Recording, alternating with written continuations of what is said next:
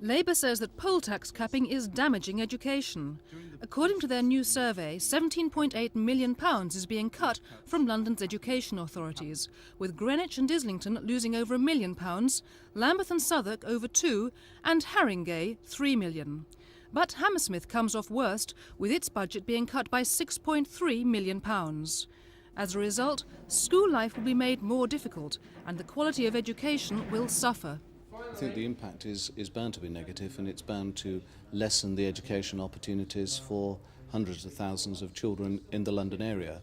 See, the government have argued for some time that the national curriculum is the key to improving education standards, but we now know that in these authorities it's going to be impossible to make available the resources that are necessary to introduce the national curriculum, to train the teachers, to make the equipment available. All of those areas are going to be adversely affected.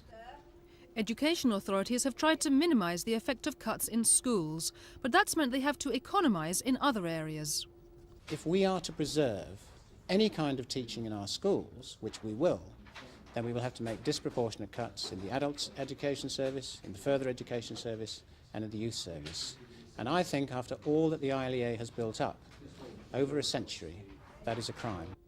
Labour claims there will be more cuts next year, with job losses amongst teachers, especially in further education. A government spokesman said that as spending has grown by nearly a quarter in 2 years, it's for local authorities to say why they're unable to meet their educational obligations. Gail Goodwin for Thames News.